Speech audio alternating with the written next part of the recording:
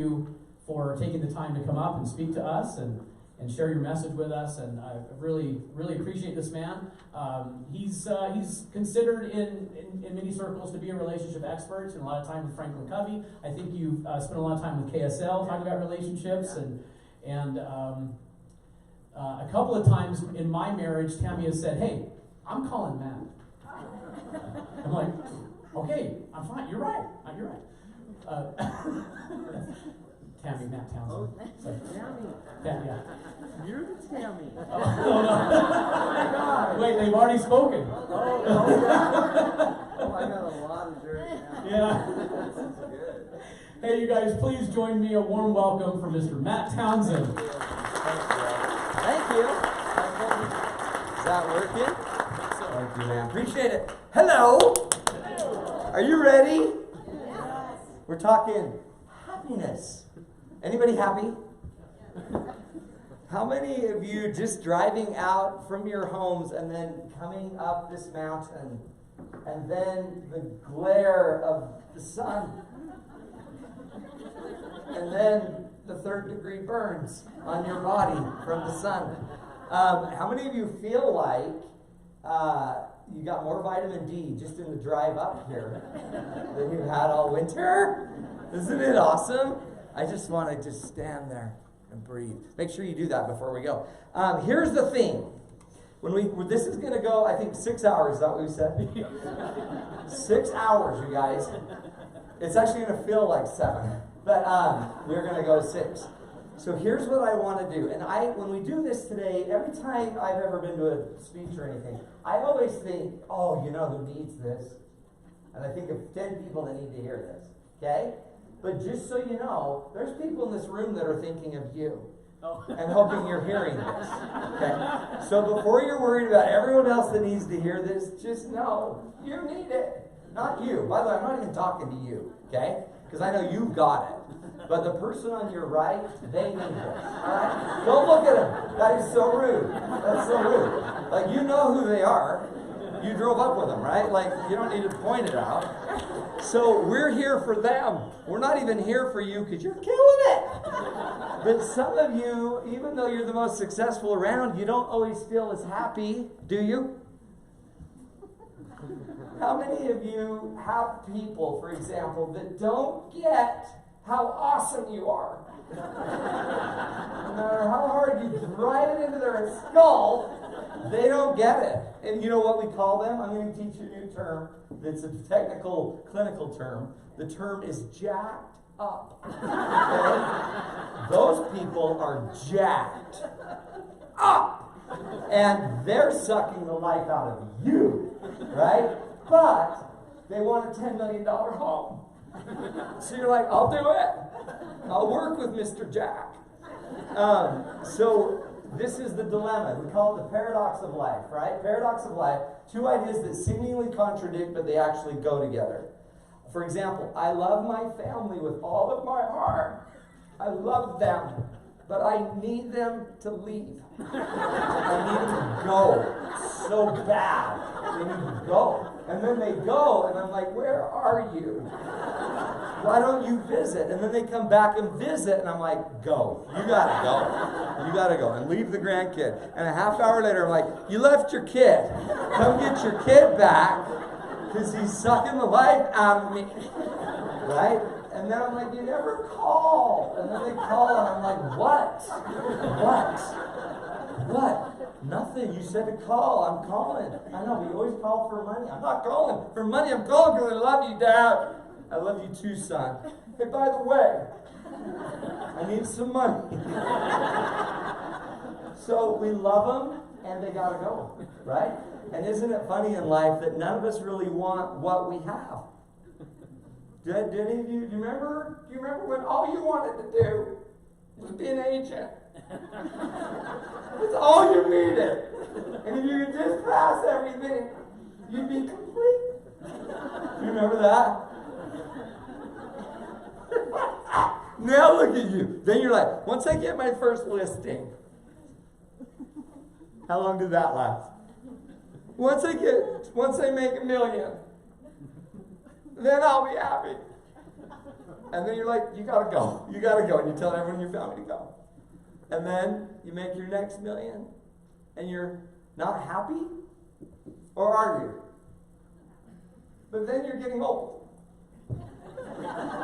Not you. The person on your right. Don't look at them. Don't look at them. I know they don't look old. Surgery. It's amazing. It's amazing. It's amazing. So as we talk about happiness and we talk about paradox, we've got to figure out what really makes us happy. And there's some seriously cool research out there now that we didn't have even 20, 30 years ago, okay? If you've ever heard of any research on happiness or resiliency, have you heard that word? Have you heard the word grit? Have you heard of gratitude journals? You got a gratitude journal?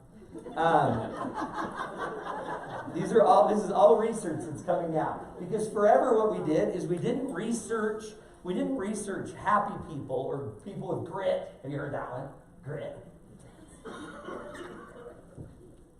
We never researched grit. What we researched abnormal psychology. We researched jacked up people. And our assumption was once we understand those that are jacked, then we will know what the non-jacked are like. And what we found out is that's not the same research. In order to actually find out what happy and healthy people do, you have to study them. So for about the last 30 years, we've been studying in a field called positive psychology. We've been studying happy, healthy people. And it's the weirdest thing. It's the weirdest thing. And you know what? We're gonna blow up some myths, and we're going to show you what we're learning. And I call it just the ABCs, but there's 3 things that really happy people do. And guess what? It's not even, you can do this as an agent. You can. You can do it as an agent. You can do it in any field, anywhere. You can do these things. It's not the job necessarily that makes you happy. There are some jobs that make you happier. I'll show you what they are. None of us are doing them. None of us. It's sad. It's sad. But do you remember it's because you went for the money.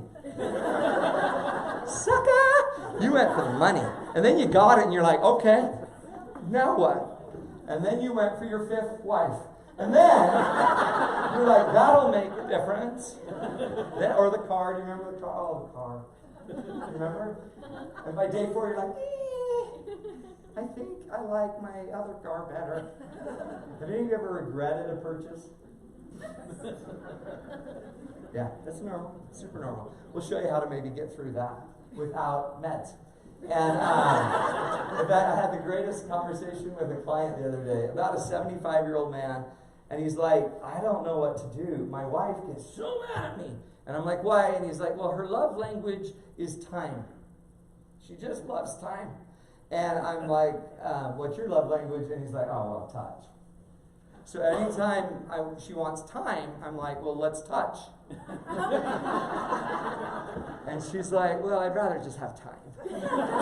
And so what they do is they watch a movie every night together. But he's afraid when they're watching the movie or the show, it's a brand new show, he loves it, and he's like, have you heard of Netflix? That's what he said to me. No, tell me about it, Larry. It's amazing, it's streamed movies. And but he said, what I like to do is it stresses me because when we have time, she also wants to talk. And he's like, I just want to put my hand over her mouth. And then touch her. And I'm like, yeah, well, Larry, we need to work on that because we're not going to do that. That's like the beginning of, I don't know, kidnapping. That's a serious law breaker right there. So he's like, so what I do is I just go into the pantry and I take a little edible. And he's like, I never take a whole edible. That thing would kill me. I just nibble off the ear of the little edible bear. And one day I'll just take his little paw off and his little leg off. He's just nibbling this little bear, one nibble at a time. And he goes, and then I go in there, and it's the darndest thing. I fall right asleep. So I feel like I'm giving her time, but she's mad because she wants my time to be awake. And he's like, there's one way to do that. And she's like, oh, okay, just sleep. I'd rather have you asleep than that other way. So that's the paradox of it. Isn't it weird? Life is paradoxical. The minute you're always aspiring, and then when you get it, it changes. It's that way with everything. Do you remember your first job at the mall? You remember? And you were so excited. Because what could be better? You love the mall. You love the colors red, yellow, and blue. And you love hot dogs on a stick. You love it. How long did that last? Gone. It's not meant to necessarily last. The chemical side of it isn't meant to last. So if you're after the chemistry, you're not going to create sustainable long-term happiness. There are ways to do it, but if all you chase is the chemistry, which a lot of you I bet do, it's the fight, it's the chase, it's the get the client. You get the dopamine hit, you put up with the crud, and then you're worn out and you're exhausted. And then the phone rings and it's them. It's them! And you've already closed. So you're kind of donezo. And you've done your part. But you haven't. That's the paradox. And so do I keep that relationship? Well, I did spend 10 mil. So I will absolutely keep it through my assistant. I'm not going to throw that one away. I'm not a dummy. But it drains you, right? Another paradox of life is the older we get, the less energy we have. The youngins have the energy, and the old ones have the wisdom. Isn't that weird?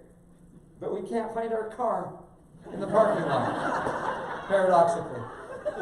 So this is the battle we're all in. And it's super normal, it's superhuman. Some of what we're going to talk about is more about you personally, and a lot of it is going to be about you relationally. And we're going to have to fly to get through it all.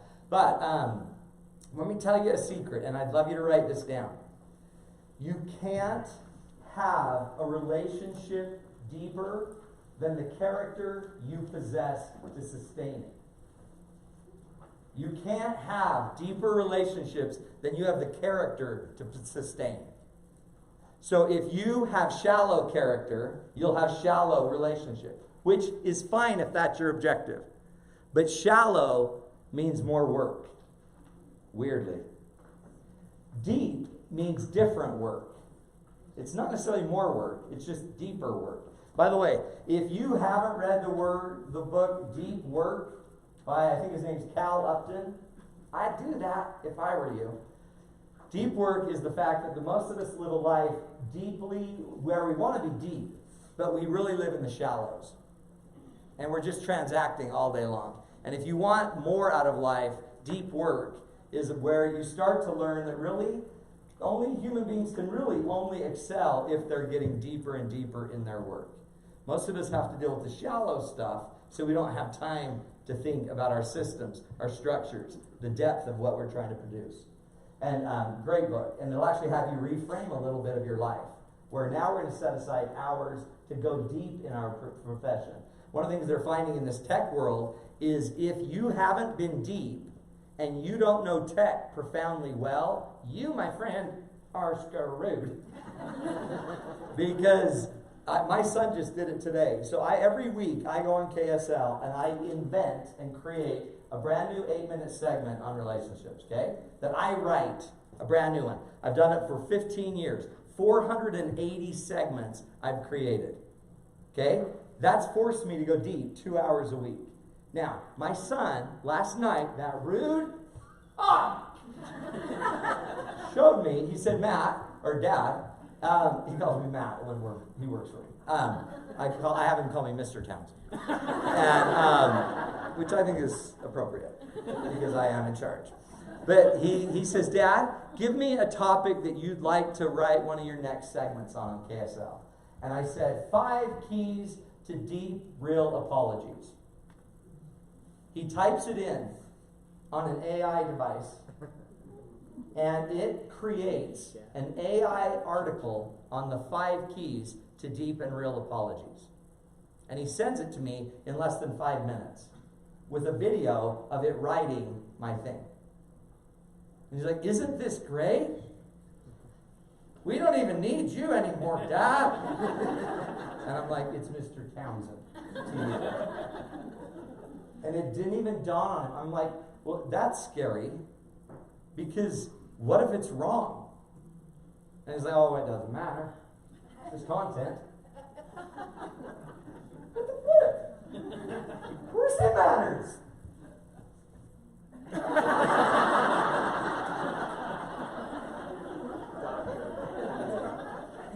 Of course it matters. Is that just generational? Stacy has 450,000 friends and fans online, and she's now coaching people in relationships. The crap does Stacy know about relationships?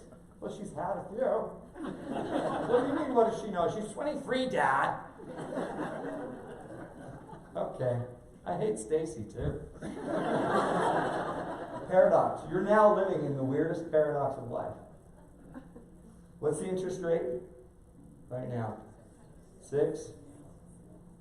Remember when it was what? 3.5? 2. Anybody remember when it was 14? My sister's first house was 14% for 18 grand in Sugar House. What is that? It's jacked up. It's jacked up. Is there context? Let's see. Let's get into it and see if this works. Hopefully, this will help you get some tools. Bueller. Ooh, there we go. Sean Achor, by the way, if you haven't read the book, The Happiness Advantage, killer book by a guy named Sean Achor, who is a Harvard guy and does a lot of research on happiness.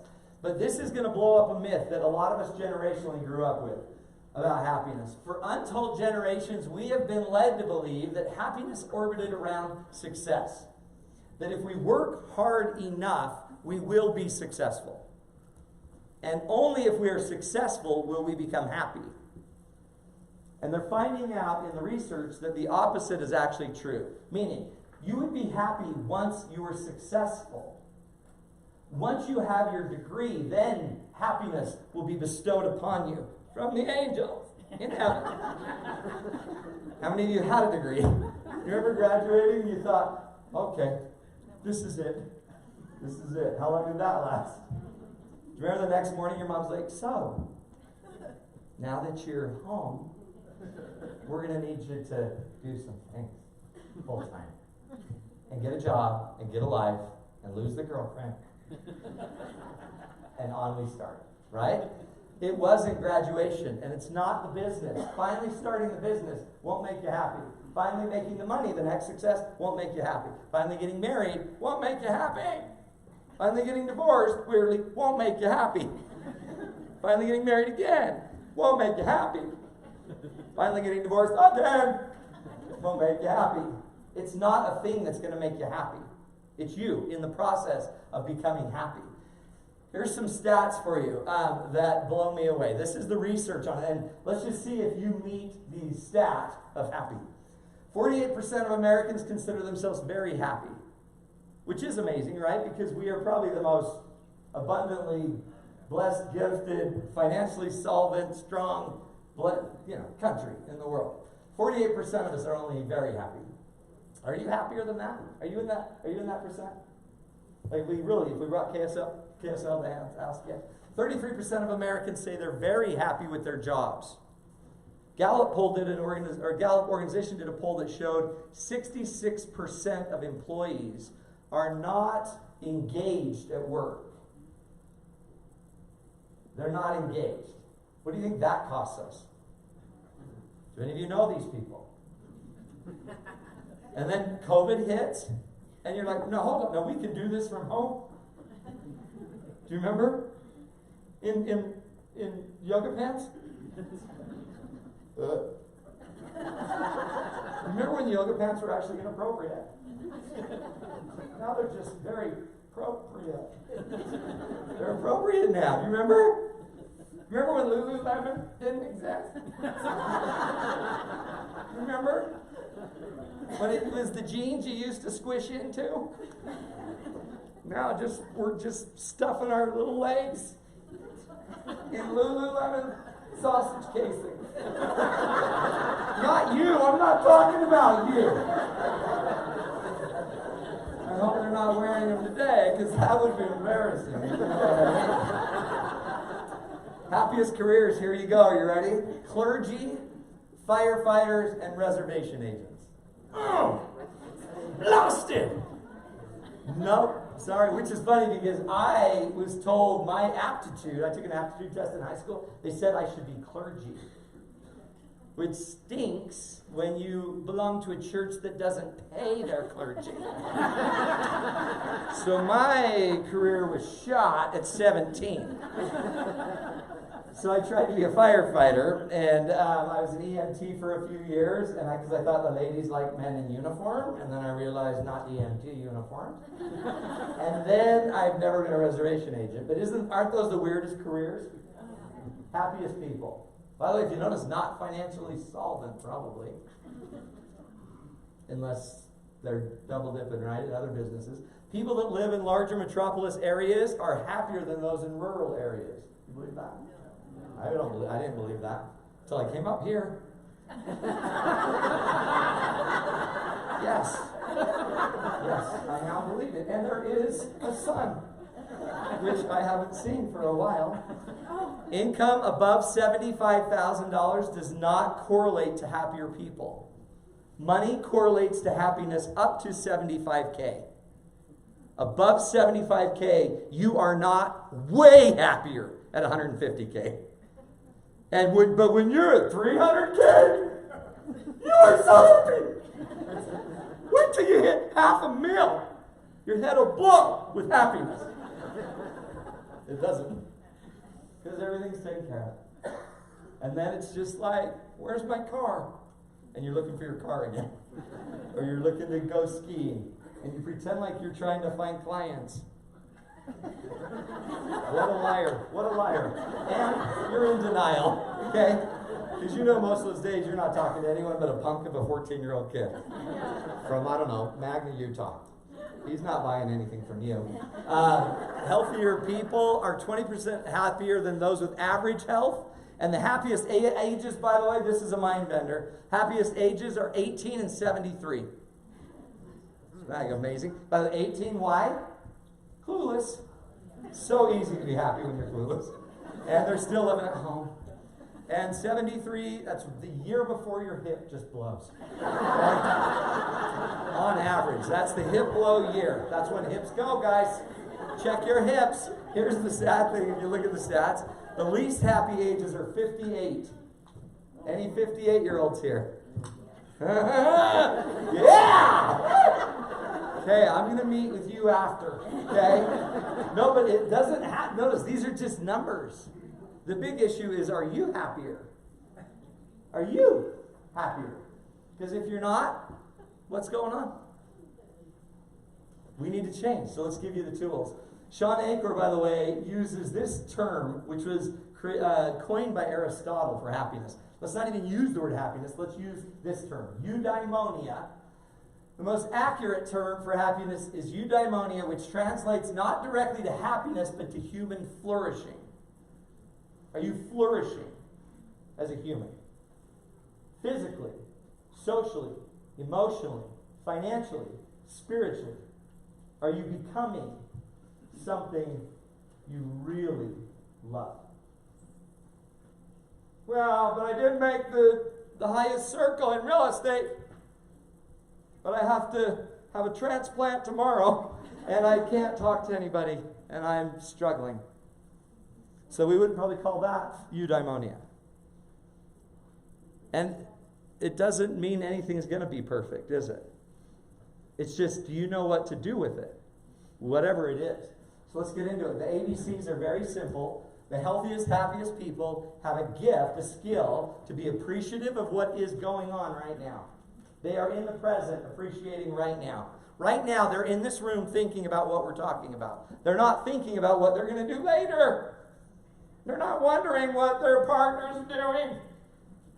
They're present, right here, right now, and they can find appreciation. They also believe strongly in tomorrow. They believe in it. They know what tomorrow brings because they have the gifts, the skills, the tools, the aptitude to make tomorrow happen. And they know how to connect deeply with people along the way. The ABCs. Okay, let's jump into them. Let's see if we can help you create more success, if that's possible. How could you be more successful? Oh, Matt, you don't even know me. I know, good point. So do you have the eyes to see? This is a really cool Tony Robbins quote. I love this. This says, trade your expectation for appreciation, and the world changes instantly. Now notice the difference in the words. Change what you expect to happen for appreciation for what is, and weirdly, your world changes instantly. And we'll show you how. There's a gift to this. This, by the way, is mindfulness. This is Gandhi, this is Buddha, this is Christ, this is Mother Teresa. This is mindful. Be present with what you're being given, and what you have. It's power, right? One rule is we've got to learn to live in the now. One of the problems, I don't know if you know this, anxiety's on the rise, which makes no sense. Sure, we had a pandemic, but we got through it. And a lot of you learned to make bread. Do you remember when bread was dangerous for your health? During the pandemic, we didn't care. How many of you today still have a starter? I know. And then you get your yoga pants on and you go make it, don't you? We understand. We were all there. Appreciating the now means simply that you can be in the present at the intersection. You're not thinking about the past. You're not dwelling in it, and you're not stuck in it, and you're not dreaming only about the future. The happiest people are here right now. Right here, in the space, right now. By the way, that is also the relationship. You're present in the relationship you have right now. You're not dreaming it could get better. It doesn't mean it can't. You know, we talk every day. Sorry, Will. I'm talking to you. It's going to get better. What are the odds he can be this way forever? I'm just saying.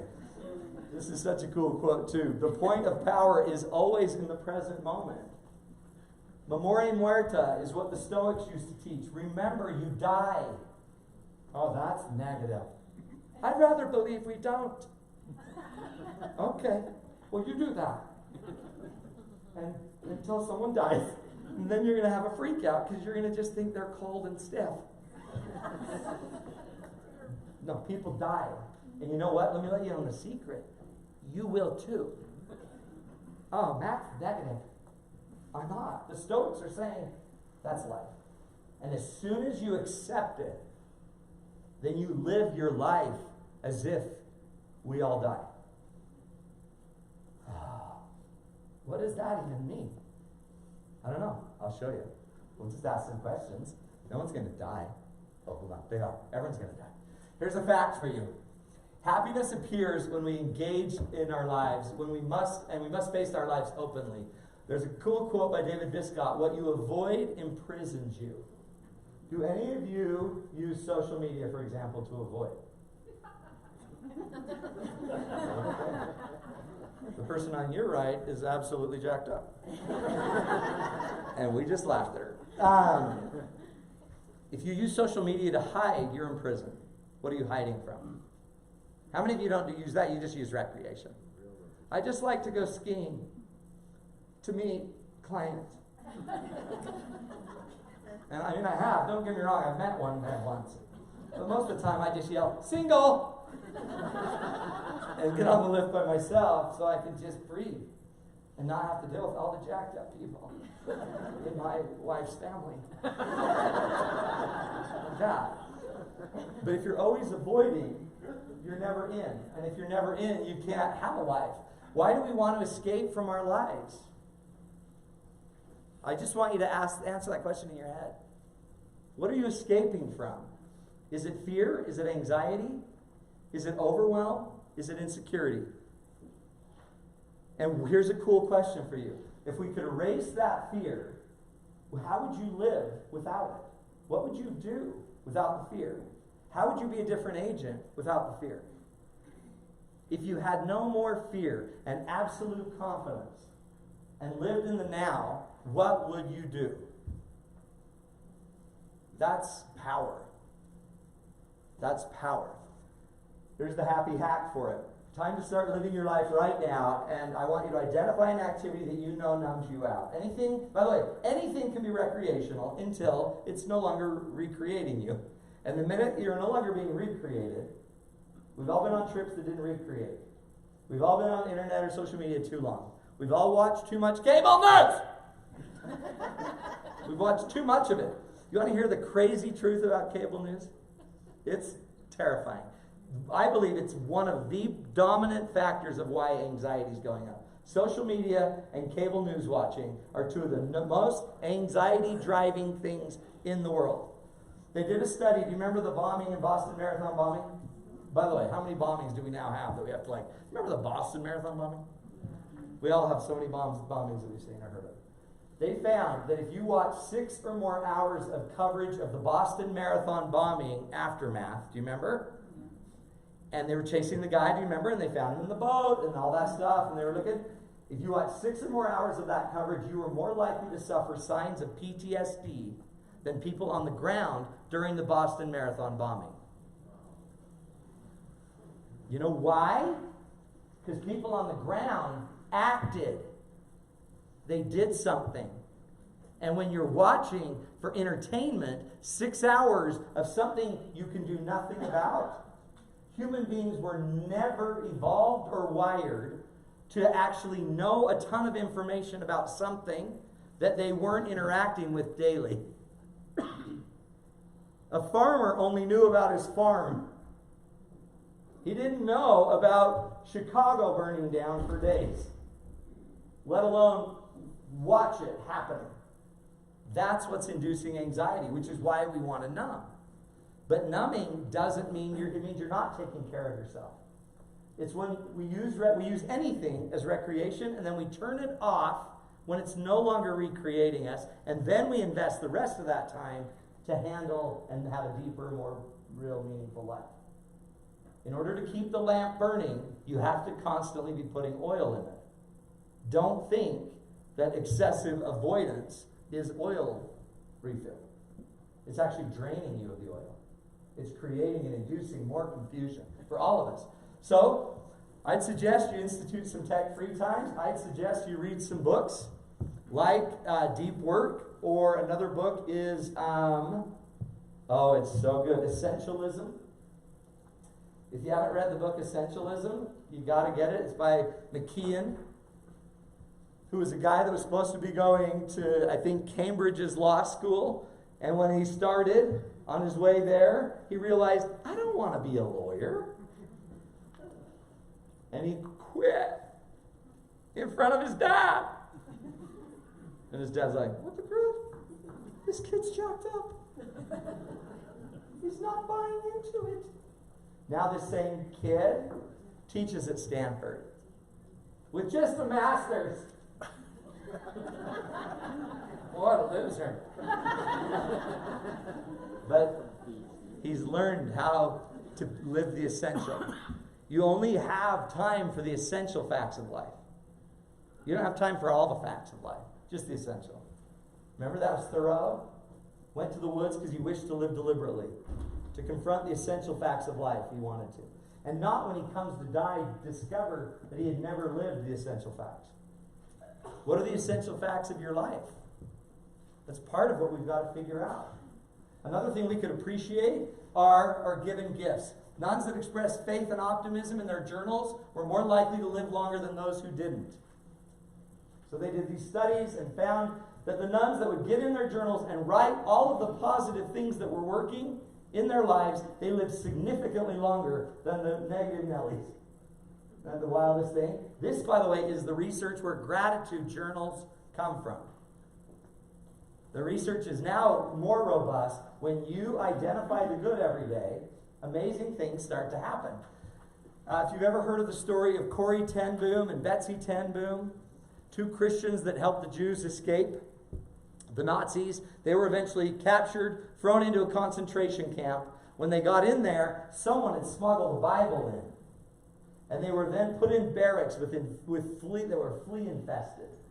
And all of these women, Jews and Christians and atheists and agnostics would all stand in a room every night and read this Bible. And every night, Betsy's sister, Betsy, would pray, Corey's sister, and she'd say to God, "Thank you, God, for the fleas that infested the barracks." And her sister was like, Corey wasn't having that. Like, we're not thanking God for fleas because he'll keep sending fleas. Just tell him that we'd appreciate it if you wouldn't have so many fleas. And Betsy rebuked her and said, because if it were not for the fleas, then the soldiers would have been checking our barracks every day, and they would have found the Bible, and we wouldn't have these times together at night. So I thank God for fleas. Anything can be the gift that you can be appreciative of. What if every single night before you went to bed, you wrote down just 3 gifts you've been given today? It could just be the guy at the Maverick that gave you the last line. Thanks, Jim Bob. You know I love lime. It might just be that. Wouldn't it be weird in your marriage or your relationships if every night you just identified 3 things that you felt were a gift from your partner? And you write those down. Then it might even be fun if they could see what they are. Then they could start to see, oh, he liked that. She liked that. She liked it when I did the dishes. Oh, great. She's so easy to please. Oh, he liked it when I touched him. Oh, great. He's so impossible to please. There's another quote by C.S. Lewis that is such a cool story.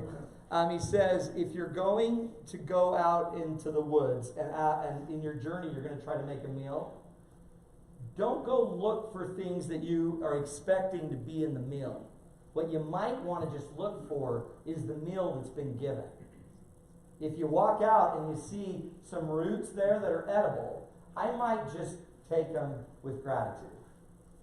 Instead of expecting a rabbit with its head cut off and skinned. The minute you're chasing what you expect, you're going to overstep or overlook what's been given. When I drove up here knowing I'm talking to you, what have you been given? Holy Hannah. Your market, even though it's jacked, and interest rate, and you're going to be down, you know. But what else have you been given? Time? Cool leaders and training? Great inventory? People that aren't here all the time, that leave their houses and aren't here? It's nice. Count your gifts, right? Here's the happy hack. Identify 3 gifts that make you happy every day. And I'd find 3 new ones a day. And I wouldn't allow yourself to keep repeating. Dig deeper. Deeper and deeper and deeper. By the way, when you find a happy gift that you've been given from somebody, you might want to actually go back and tie it down and say, can I just thank you for what you just did there? I always look for 3 goods every day, and you just made my list. Thank you. Thank you, Jim Bob, for that line. I'm going to buy you some gummies. Don't. You'll be arrested. Another thing that really healthy, happy people do is they focus on the micro moments. This is such cool research. Instead of assuming that a relationship is accumulated by just years of time, think of it this way. A micro moment is how we're finding that actually people are changed. People are changed 6 seconds at a time. A micro moment is when you met somebody today for the first time, you shared a moment, you attuned to each other, you smiled, you made that one joke, it was really funny, you created a peaceful bond in 6 seconds. That is a micro moment. What makes humans happy is to start aggregating a lot of those every day. And the cool thing about that micro moment is whether they liked it or not, if it worked for you, you are happier because of those 6 seconds. What if you accumulate the relationship 6 seconds at a time? So we literally try to find happiness, interaction at a time. One at a time. One moment at a time. And it's not big. You don't need to go plow somebody's driveway and get them out of the snow. You don't have to do that. I mean, you can, unless you're selfish. Whatever. I'm not judging. You don't have to, though. What you could do is just, in this meeting over the next few hours, create 30 more micro moments. And when you get that prompting, I had a call. I just thought to text my wife this thing I thought. Text her. I saw my wife scraping my son's car. She was going to the gym in her Lulus. And make her look like a leopard. Whatever. I'm all for it. But it does bring out a weird hunting drive in me. So I just thought,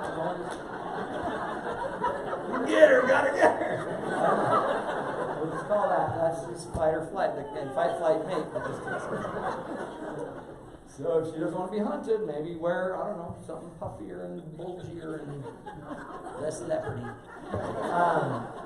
So she gets out of her car and scrapes my son's windows. And in my head, I'm like, oh, great. Now he's going to stay. I'm like, don't scrape his windows so they stay.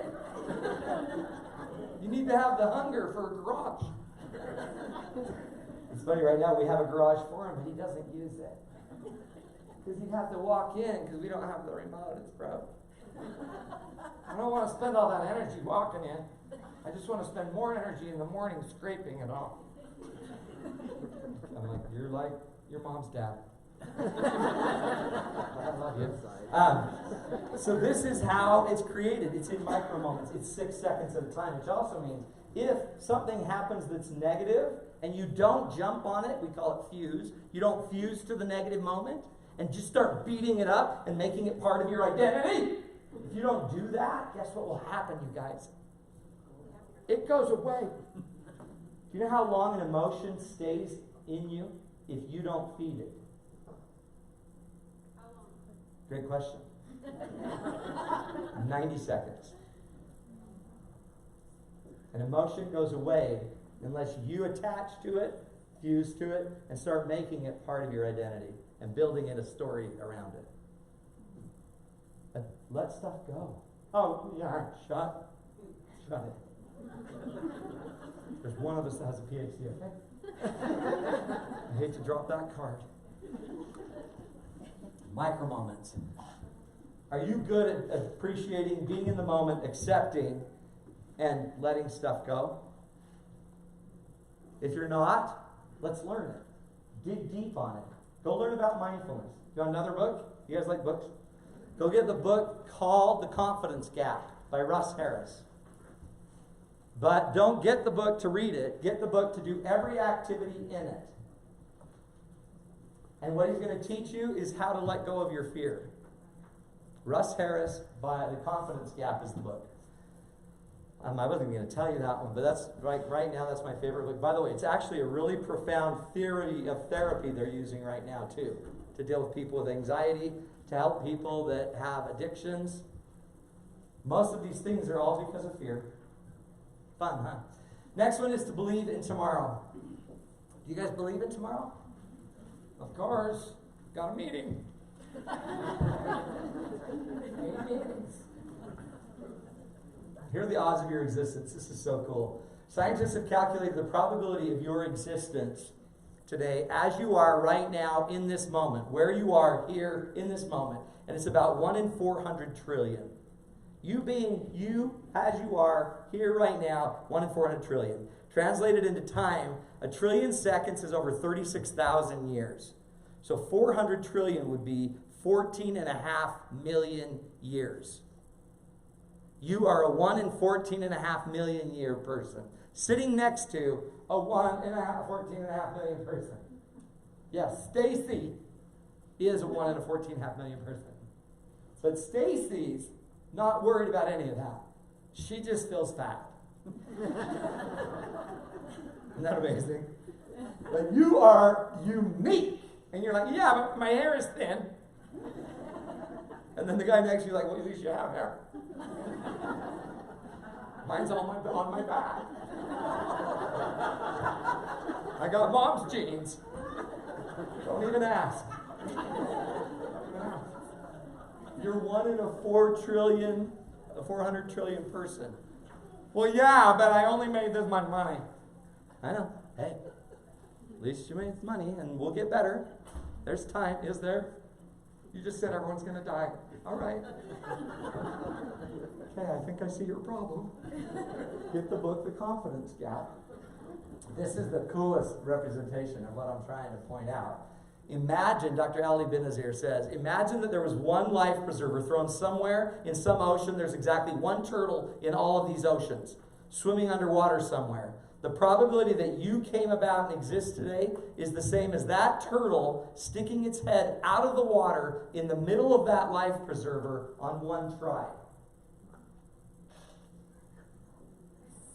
I know. And you just thought it was your mom and dad.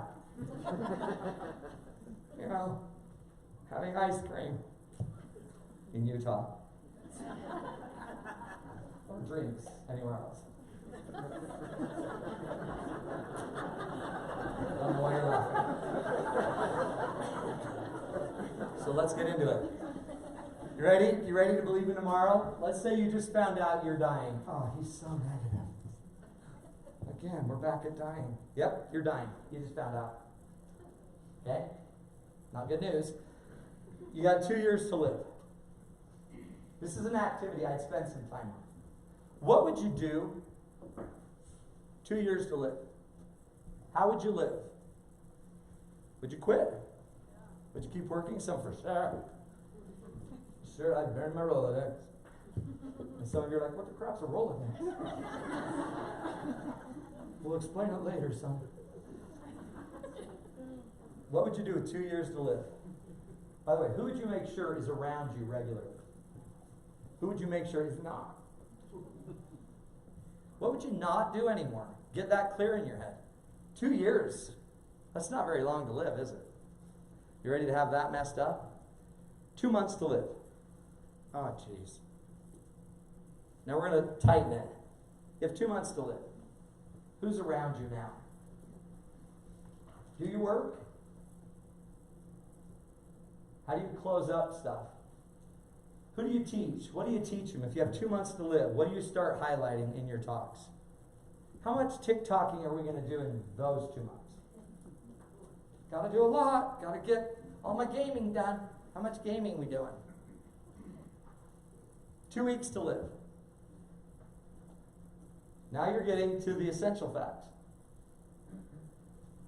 And 2 hours to live. What would you do? What would you say? Who would you talk to? What would be the focus of your existence for 2 hours? It's just to get you to figure out what matters most. And then to make sure that you're not putting what matters least in front of it. If there are names that you're going to have on all 3 or 4 of these levels, I'd make those really core. And I'd make sure that we're doing everything we can to be appreciative of those people right now.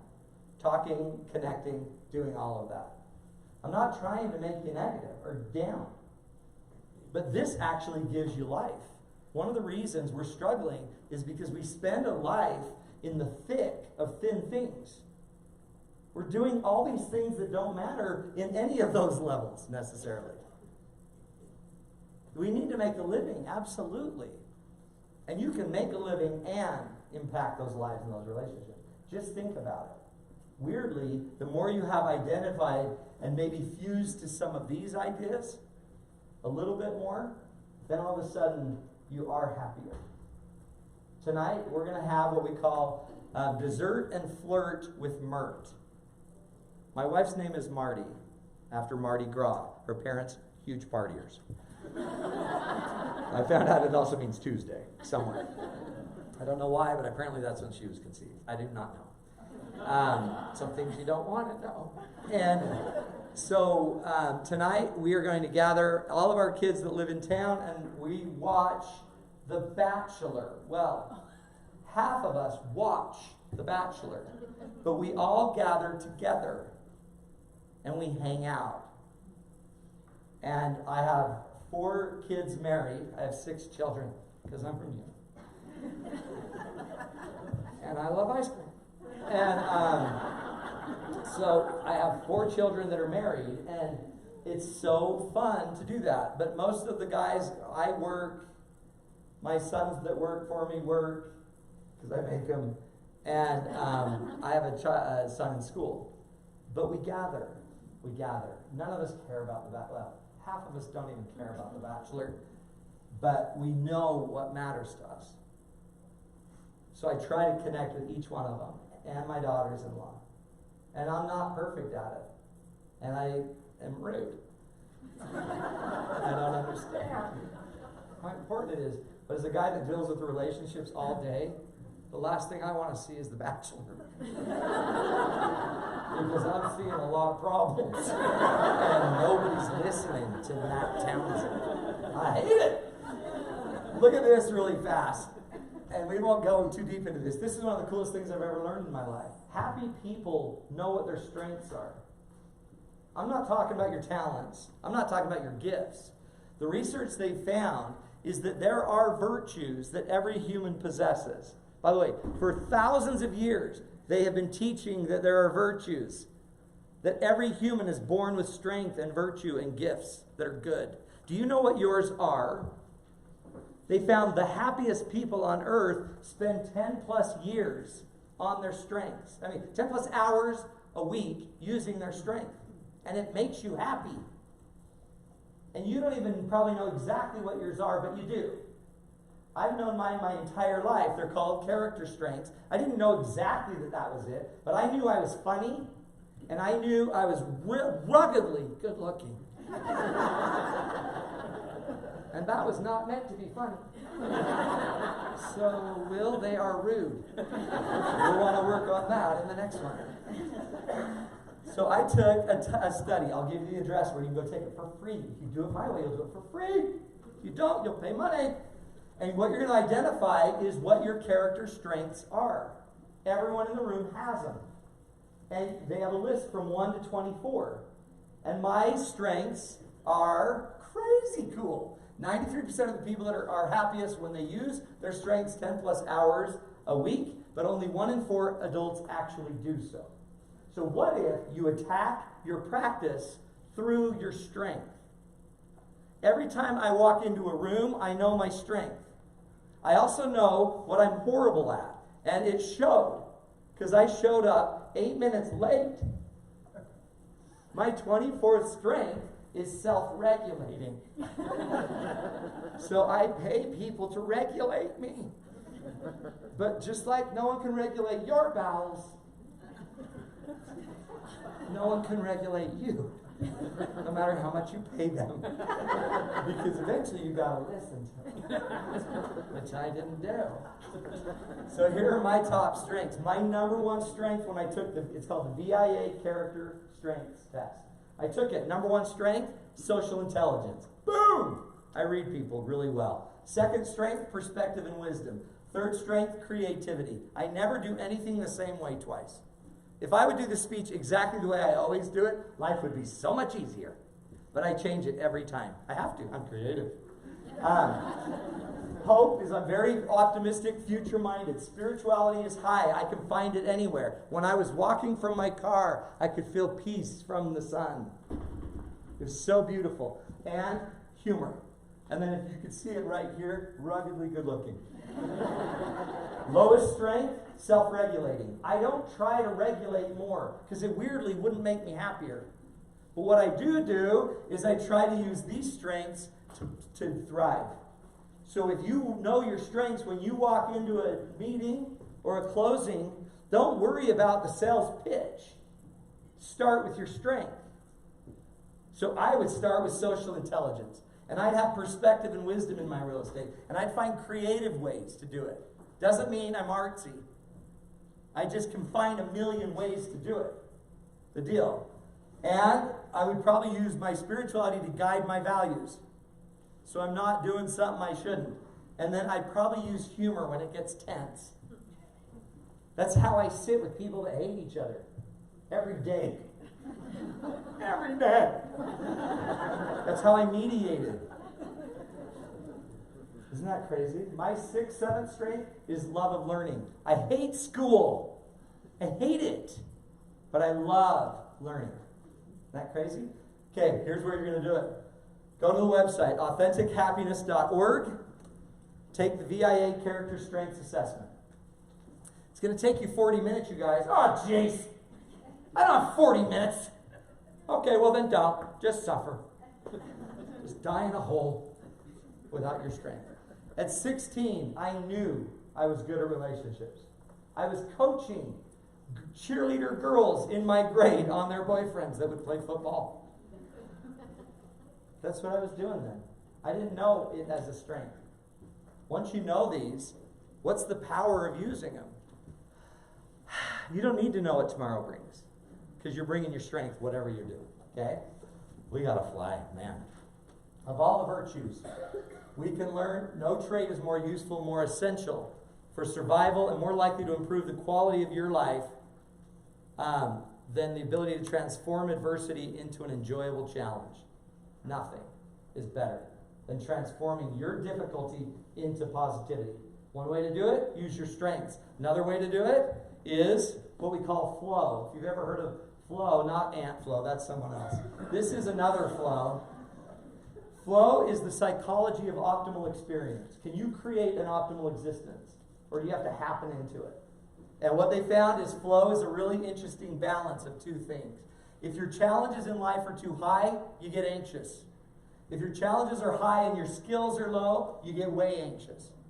But if life is really low challenge with tons of skill, you get bored. When you're bored, it means you need to challenge yourself.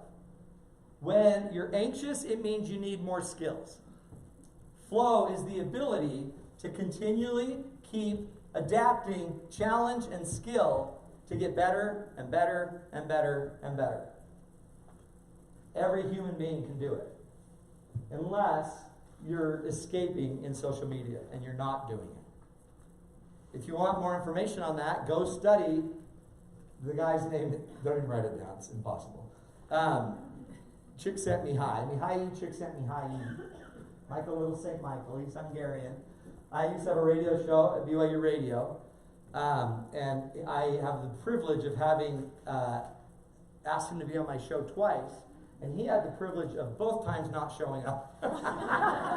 Anywho, so that was an interesting challenge that I had to figure out.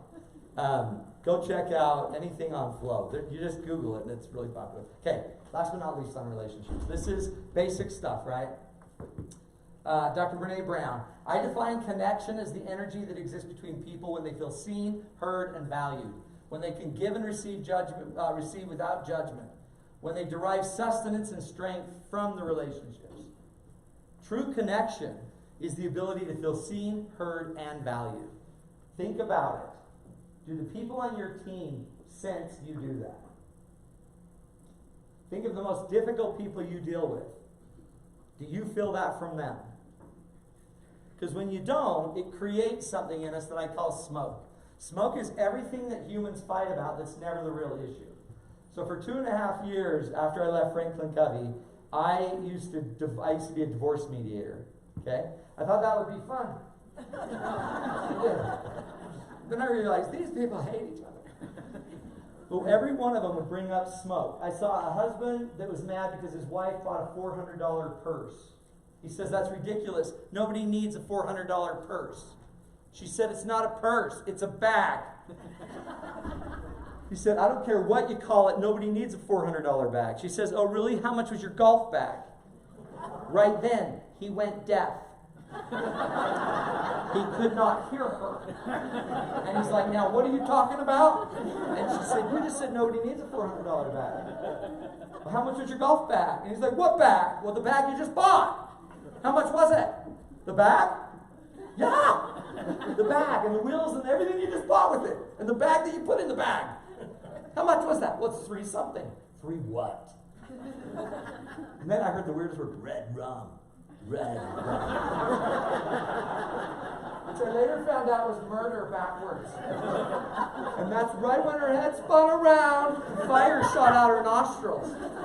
It was terrifying. So we're fighting about this bag, and she's like, how much was the bag? And he's like, it was $375. And she's like, that is $400. No, it's $375. It got so weird. What are they fighting about, by the way? Control. Rounding. Okay, when you are fighting about how you round a number, you are jacked up. Dr. Mack said that. They're fighting about how you round a number. What do you want to bet? None of that's the issue. Anytime someone's like, I don't like the smell of this house. You're like, there are 1 million things we could probably try to do that. Half of them we know absolutely won't work, but we're going to try it and make it, hopefully, trick you to think that there's no smell. There's something else. I don't see us being here. Well, try harder, lady. Okay. Because if you want to be a promontory, there's only 2 other places, and they're cottages. And we need you to spend easily upward of 8 mil. Okay? So we're not doing cottages. See what a good agent I'd be? I'd be the best agent in the world. Be like, we need to get you up in the big houses. They smell so much better. Have you smelled the big houses? And then you use whatever technique you've got. It's jacked up, you guys. It's just the smoke. All I want you to do is start noticing the smoke. Don't chase it. Don't jump in it. Don't fuse to it and start freaking out. It's not about the purse. Wherever there's smoke, there's what?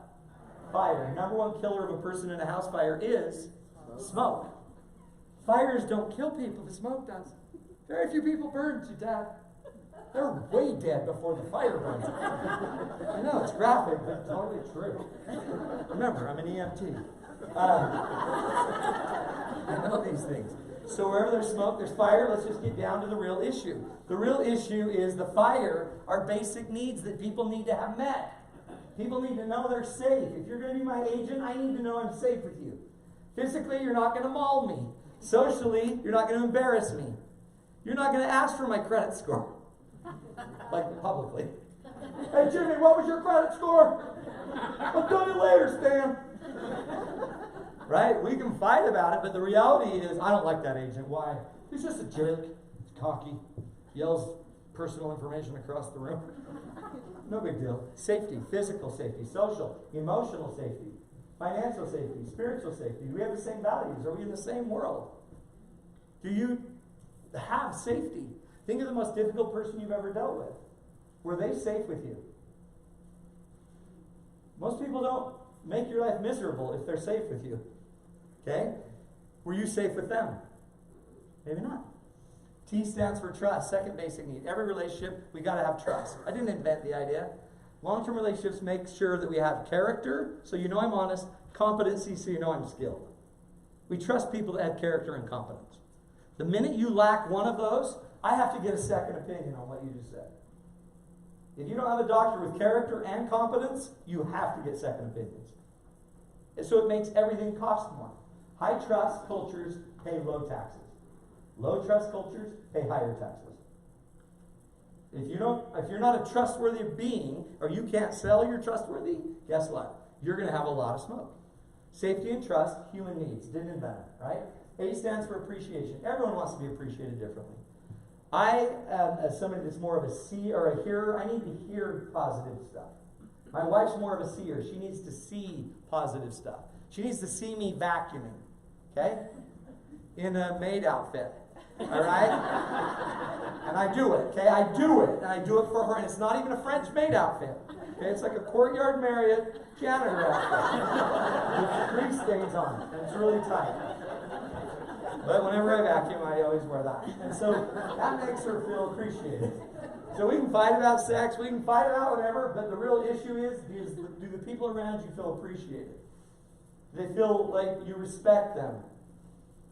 Do they see that you have a reverence for them? Or do you disrespect them? Do they feel validated by you? You don't have to agree with everything they say, but validate it. It's real to them. To validate somebody, just step into their story and learn it more. E stands for encouragement. Everyone wants a cheerleader. And last but not least, people want to know you're more dedicated to them than any other person, place, or thing. When those needs are met, life's great. When the needs aren't met, you're starved. When you're starved, you starve people. Starved people starve people. Every human that is driving you batty is starved, I guarantee you. And don't assume you did it. You may have just met them. But it doesn't matter. You're now the one in front of them. So what I would do is do no harm. That's the doctor's motto, even though they're ruining that one. Do no harm, and instead try to figure out what's really going on. When all of a sudden someone's backing out of a house, I bet you one of those needs is not there. Go figure out what it is. And then talk that talk with them. And that literally is going to feed them, okay? This is the last thing I will do, I promise, Will. Because Will's like giving me stink eye. You know what that's all about. You know how Will gets you guys. This is something by a woman named Barbara Fredrickson that I love, that her research, what she basically researched is what love is. If there was an equation to love, her name's Barbara Fredrickson, and she has a book called Love 2.0. But this is it in a nutshell. These are my words, but this is what, in general, she's saying it is. Remember those micro moments? You want power in a relationship with somebody, then in those moments with somebody, bring 3 things. Because human beings are totally drawn to 3 things. Okay? Positivity is one of them. Human beings are drawn to positivity. Bring the positive. Not the naively positive, but weirdly, the relatively real positive. Right? I can find the good in things. Bring the positive that you see, those gifts that are being brought. Shared positive emotional experiences. They can happen any moment, regardless of the situation. We're burying my sister-in-law this week, Saturday. Okay? She had a really hard, horrible life because of mental health and addiction. Horrible, hard, difficult life. Beautiful soul. And just never could find herself. And no matter what we could do, she wouldn't accept it. But it's sad, right? It's tragic. And there's peace. And we are going to have memories and stories and music and songs. And even at the funerals, you can bring some energy and support and validation and safety and openness and laughter and start. Best moment of my life in the tragedy of death, sadly. I had a friend die when I was 22 and he was 19. No, he was 21. And I had never had a friend die. He had a heart attack, and they found out that his family has a genetic issue that makes their heart stop. Weird.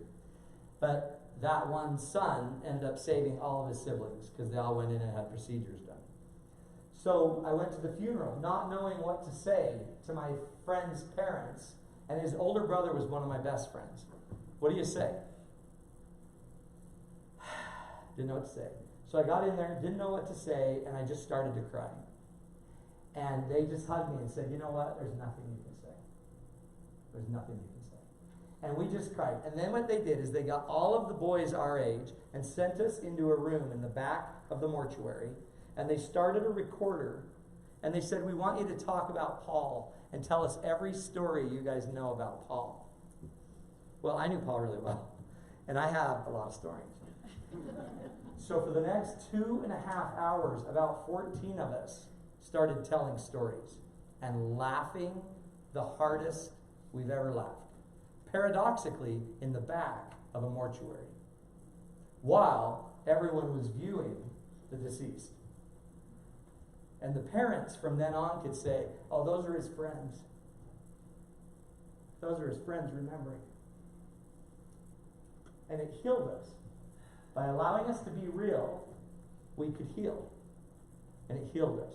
Now, I think it's, August, September, on his birthday, I get a call from his brother. And his brother says, we just gathered as a family, and for 2.5 hours, we listened to the tape. And they all got in the now again about Paul. Bring positivity wherever you go. Don't bring fake positivity. When you're looking at the deceased body, don't be like, wow, he looks great. I mean, he almost looks alive. You know what I mean? Don't fake it. You don't have to fake it. But be there and be positive. And when you show up with anybody, bring synchrony. Synchrony is the mirrored behavior that actually creates chemistry. Have you ever watched somebody trip, and when they trip, you startle? Huh? Why are you startling? Well, they're tripping. Shouldn't they be startling? Oh, they are. So why are you starting? Because you're mirroring their chemistry. When you are attuned to somebody, anybody, and something happens to them, it impacts your brain in the exact same spot, and you attune. Isn't that crazy?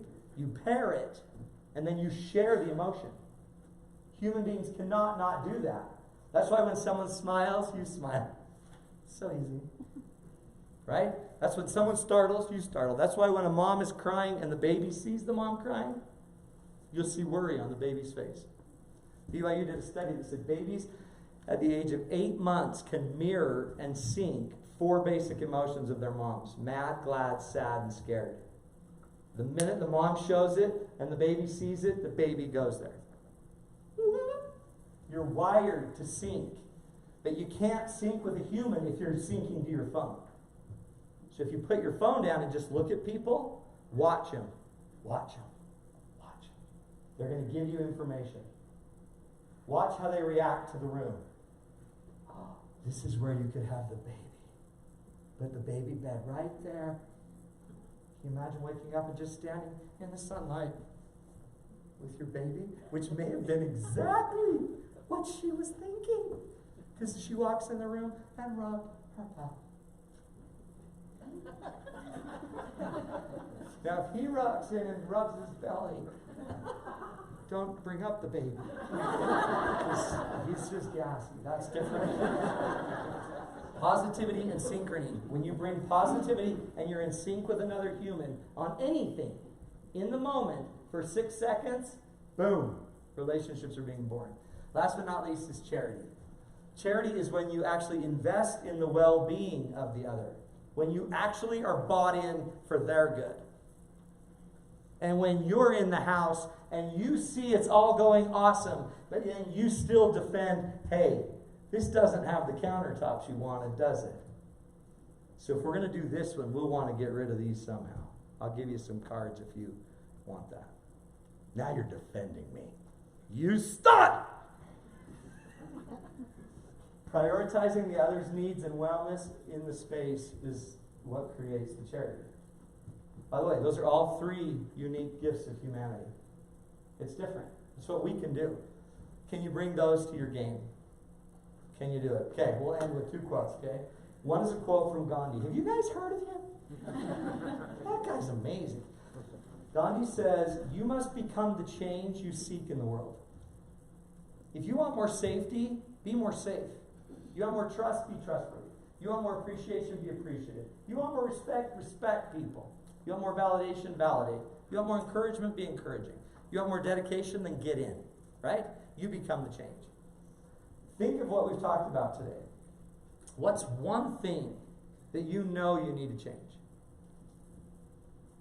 That is this obvious to you, for you, that you need to change. Don't think of the person on your right. Hopefully they're hearing this. What do you need to change? And then all I want you to do is commit to just a little change. You don't even need to change. That's a lot. Shh.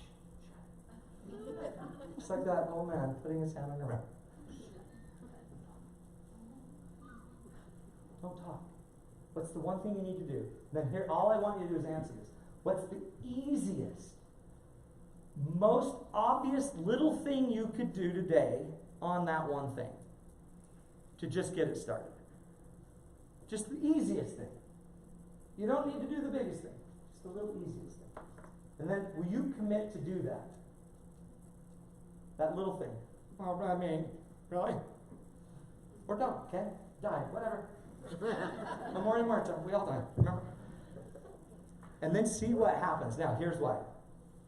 Another quote by a guy named Victor Hugo. You heard of Victor? Victor wrote a book called The Miserables. Oh my gosh, you guys. It is so good. It's a play too. Les Miserables.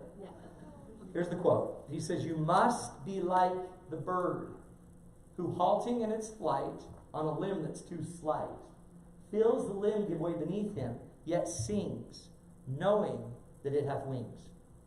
One more time. We must be like the bird who's about to land on a limb that can't hold it. And when the limb breaks beneath the bird, what does the bird do? It sings. Do you know why it sings? The bough is breaking. Why is it singing? Because it has wings. See, birds don't get their confidence from where they're perched. And neither should Berkshire Hathaway realtors. Your confidence should come from the principles that make humans fly. Accepting what is, believing in tomorrow, and connecting deeply with others along the way. Safety, trust, appreciation, respect, validation, encouragement, dedication. That's what makes this work. Your confidence should be the confidence of not a pilot, because if I lifted a pilot out over the Grand Canyon, he'd freak. But if I put a parakeet out over the Grand Canyon, not one that's clipped, of course, it would fly. They have everything they need to fly. I believe you have everything you need to fly. It's already in you. You're just not flying. For what reason? Whatever the next thought is for you, that's the fear. And we need to let the fear go by ABCing our lives, okay? Your goal, you're influencing lives. Stand in the space, bring positivity, connectivity, and charity. And when you do, guess what? You can chirp and sing and make the next best decision, okay? You're awesome, everybody. Thank you.